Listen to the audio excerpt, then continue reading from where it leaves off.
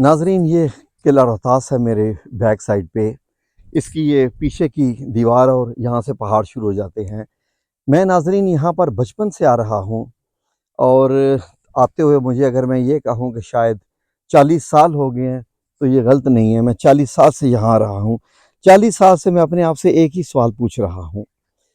ایک ہی سوال ہے جس کو میں ڈھونڈنے کی کوشش کر رہا ہوں ناظرین، کہ 1541 یا 1544 میں بنایا جانے والا یہ قلعہ کس مقصد کے لیے بنایا گیا تھا.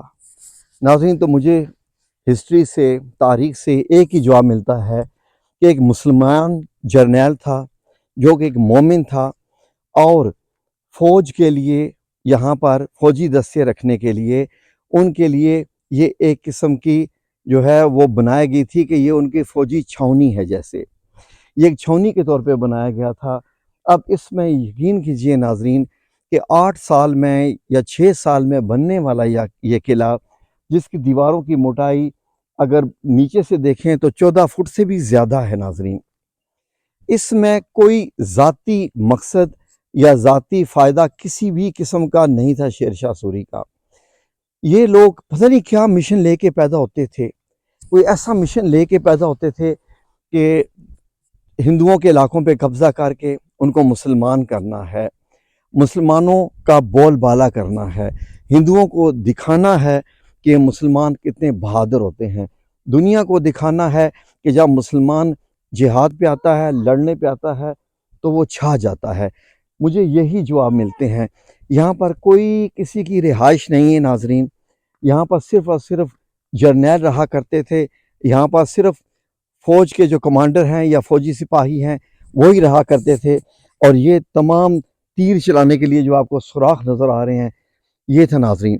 اب اگر ہم آج کے دور میں آ جائیں، میں اگر آج کے دور کی بات کروں، آج کل جو عمارتیں بن رہی ہیں، فار ایگزامپل لیٹ سے پچھلے 50 سال میں جو عمارتیں بنی ہیں پاکستان میں بھی اور عرب ممالک میں بھی کہہ لیجئے، ان تمام ملکوں میں بننے والی جو عمارتیں ہیں، کیا کوئی مجھے بتا سکتا ہے کہ کون سی ایسی عمارت ہے جو کہ اسلام کے بول بالے کے لیے بنائی گئی ہو؟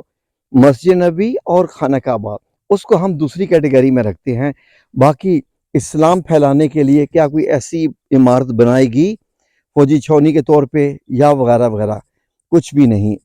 صرف اور صرف عمارات بنائی جاتی ہیں. کون سی بنائی جاتی ہیں؟ بڑی سے بڑی اونچی عمارتیں بنائی جاتی ہیں تاکہ وہاں پر عیاشی کے اڈے بن سکیں، وہاں پر شاپنگ مالز بن سکیں. جبکہ نبی پاک صلی اللہ علیہ وآلہ وسلم نے بازاروں یعنی شاپنگ مالز کو، جہاں پر مرد اور عورت اکٹھے ہو جاتے ہیں، شیطان کی سیرگاہیں بتایا گیا ہے، بلکہ ایسی جگہوں پر جانے سے بھی منع فرمایا گیا ہے. اور آج کل یہی بن رہی ہے ناظرین. اس سے اندازہ لگائیے کہ ہم لوگ کیا بنا رہے ہیں. پاکستان میں فار ایگزامپل اگر بڑی بلڈنگ کی بات کریں، ہمارے ادھر اسلام آباد میں سینٹورس کی بلڈنگ بنی ہے، راولپنڈی میں گیگا مال کی ایک بڑی بلڈنگ ہے. ان کے مقاصد کیا ہے؟ ہوتا کیا ہے؟ صرف اور صرف شاپنگ، ڈانس، میوزک اور کچھ بھی نہیں. وہاں پر تمام نئی نسل کے لڑکے لڑکیاں جا کے ٹک ٹاک ڈانس کر کے میوزک بناتے رہتے ہیں، اور اس عمارت کا اسلام، دین، مذہب اس سے کسی قسم کا بھی کوئی واسطہ نہیں ہے. جبکہ یہ دیکھیے، یہ اس قسم کی بلند عمارتیں یہ ہمیں ایک ہی سبق پڑھاتی ہیں، ایک ہی چیز کا سبق پڑھاتی ہیں کہ جو بھی کام کرو وہ اللہ کی خاطر کرو. اگر میں یہ کہوں کہ یہ عمارت اللہ کے دین کو بلند کرنے کے لیے بنائی گئی تھی، یقین کیجئے اس میں 100% سچائی ہی سچائی ہے، کیونکہ اس میں کوئی بھی ذاتی مقصد نہیں تھا. آپ ناظرین ایک چیز پہ غور کیجئے جس پہ میں بھی غور کرتا ہوں.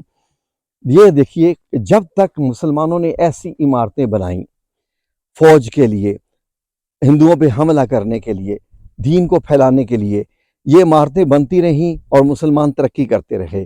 جہاں پر مسلمان عشق میں پڑ گیا اور عشق کی خاطر اس نے اپنے نور جہاں کے لیے تاج محل بنا ڈالا، وہاں پر وہ خود بھی فنا ہو گیا اور وہ بلڈنگ بھی کسی قسم کی، مطلب یہ ہے کہ مسلمانوں کو سوائے اس کے کہ یہ فن تعمیر وہ بتاتی ہے، مسلمانوں کی شجاعت کو نہیں دکھاتی ہے. یہ بتاتی ہے کہ فن تعمیر اچھی تھی اس زمانے میں. فن تعمیر، یہ قلعے کی بھی میں آپ کو دکھاتا ہوں تو آپ حیران ہو جائیں گے. اس کے بعد ہوا کیا؟ جب مسلمانوں نے، بادشاہوں نے یہ کام شروع کر دیے تو ہوا کیا، بہادر شاہ ظفر آئے اور انگریزوں نے آ کے قبضہ کر لیا، اور سب کچھ وہ بنی بنائی سلطنت جو کہ 900 سال تک مسلمانوں نے حکومت کی تھی، ایسی عمارتیں بنا کے، وہ شاہی قلعہ ہو، بادشاہی مسجد ہو، قلعہ ارطاس ہو، یا ایسے کئی ایسے قلعے ہوں، مسلمان چھاتے رہے اور ترقی کرتے رہے، اسلام بھی پھیلتا رہا، مسلمانوں سے لوگ خوفزدہ ہوتے رہے، اللہ کا دین جو ہے وہ سر چڑھ کر بولتا رہا۔ اب مسلمان جو بھی بنانے کی کوشش کرتا ہے، جیسے جدہ میں عمارت بن رہی ہے کنگڈم ٹاور، یہ پتہ چلے جی کہ یہ بہت اونچی عمارت ہے۔ دبئی میں بنی جی برج خلیفہ کیا ہے؟ سوائے عیاشی کے اڈے کے علاوہ اس کی کوئی خصوصیت نہیں ہے، کوئی اس میں برکت نہیں ہے۔ تو اس لیے ناظرین آپ یہ دیکھ سکتے ہیں کہ اب مسلمانوں کا زوال شروع ہو چکا، کیونکہ عمارتیں بھی اللہ کی خاطر بنتی تھیں، ہجرت بھی اللہ کی خاطر ہوتی تھی، تمام کام اللہ کی خاطر ہوتے تھے، اب صرف اپنے ذاتی مفاد کے لیے ہوتے ہیں، اس میں کچھ نہیں رہا، ہم لوگ تباہ و برباد ہو چکے ہیں، اور اب اس تباہی بربادی کی ذمہ داری ہماری اپنی ہے، اور کسی کا اس میں کوئی قصور نہیں ہے۔ سوچنے کی بات ہے بہت۔